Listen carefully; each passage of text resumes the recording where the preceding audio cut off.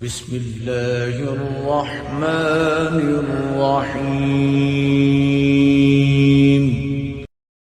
حضور ہم نے آپ کا دل دکھایا ہے، اس لیے امت اس حال میں ہے، چھوڑ کے آپ کا دامن رحمت آقا ہم سے بھول ہوئی، کھو دی اپنی قدر و قیمت آقا ہم سے بھول ہوئی، دیکھ ہماری آنکھ بچولی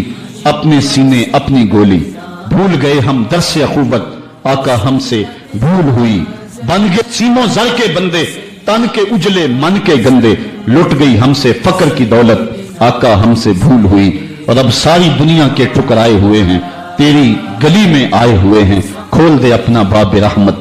آقا ہم سے بھول ہوئی۔ مجھے بچپن کی یادیں تازہ ہو رہی ہیں، اور عباس مرزا کہ وہ اشعار میرے کانوں میں گونج رہے ہیں، وہ بہت پرانی بات ہے، میں اشعار بھول چکا ہوں، لیکن کچھ اشعار میرے کانوں پہ دستک دے رہے ہیں۔ ایسے ہی ایک حال پہ اس نے حضور کی بارگاہ میں ہاتھ جوڑ کے کہا تھا کہ اب تو امت جس حال میں ہے، ہن جے رونا تے اکھاں وچوں ہنیرا جاندا نہیں نور جاندا ہے۔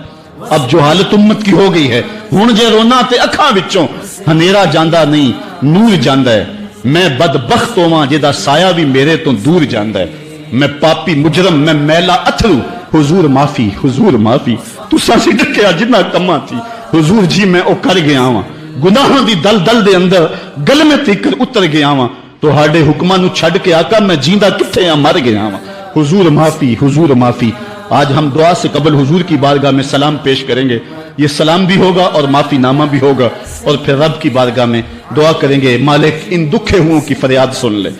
ہم گناہگار ضرور ہیں مالک، لیکن تیرے رسول کی امتی تو ہیں مالک، آج پوری دنیا کے اوپر یہ امت رسوا ہو رہی ہے،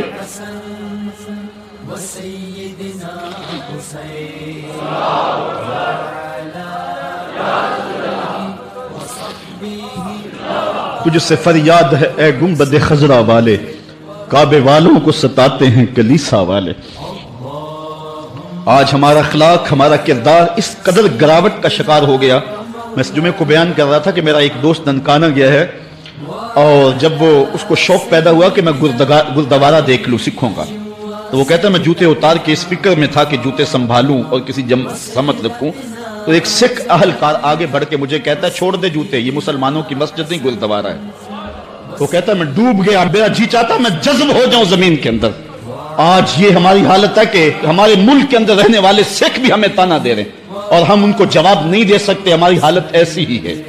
اور آؤ تمہیں ایک وہ کہانی بھی سناؤں۔ مسجد شاہی ہے اور اس کے تھڑے پہ گداگر مانگ رہا ہے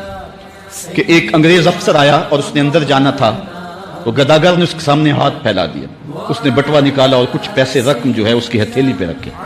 اور دوبارہ بٹوا جیب میں ڈالنے لگا، پھسل گیا، نیچے گر گیا، وہ اندر چلا گیا۔ گداگر نے وہ بٹوا پکڑ لیا، خیال تھا یہ واپس پلٹے گا تو میں اس کو یہ بٹوا دے دوں گا،